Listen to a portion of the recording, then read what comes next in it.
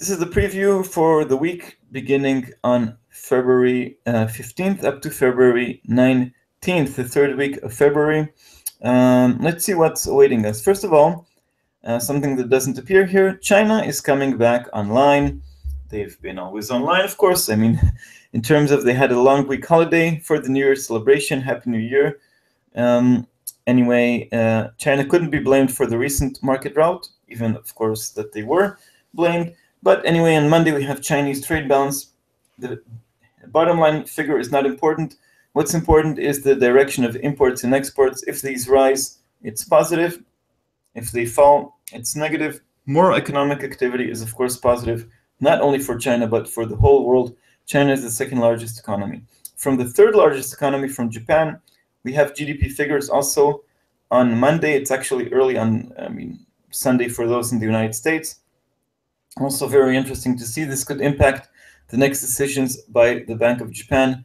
If we have a disappointing figure, it lifts the chances of some kind of intervention. Okay. Tuesday, we have focus from Asia. The focus moves back to the old continent.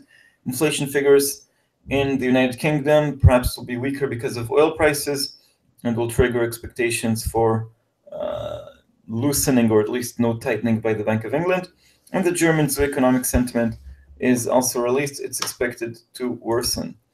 On Wednesday, we have the UK jobs report. Wages are, of course, important also in the UK. So we have back-to-back UK figures.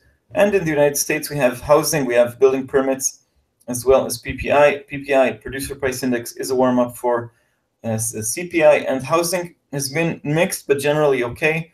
Let's see if this trend continues. Remember, despite the doom and gloom in markets, not everything is really terrible. And at least a few sectors of the US economy are doing okay. On Thursday, we have the Australian jobs report. So far, so good also there. They were excellent, showed some kind of rebalancing to the local economy, not only China. Of course, currency moves a lot by China. And oil inventories, this time it's on Thursday. Oh, something I forgot to mention. China is coming back on Monday, of course, but there is a bank holiday in the United States. It's President's Day on Monday. It's a minor holiday, not a significant one, but maybe it'll impact volume. Of course, it'll impact volume in the US session. Okay, and on Friday, we have retail sales in the UK and inflation figures in the United States. Remember, the Fed talked about weak inflation, and they were okay with employment. So let's see how inflation began 2016. Of course, headline inflation expected to be weak because of oil, but core inflation has been relatively positive. Let's see if this continues. Anyway, with China coming back online, a lot of focus is on China, but we have lots of other figures. I expect another turbulent week in markets. Can't tell you where we're going because I don't know, but I have a high degree of confidence that we'll have a lot of action.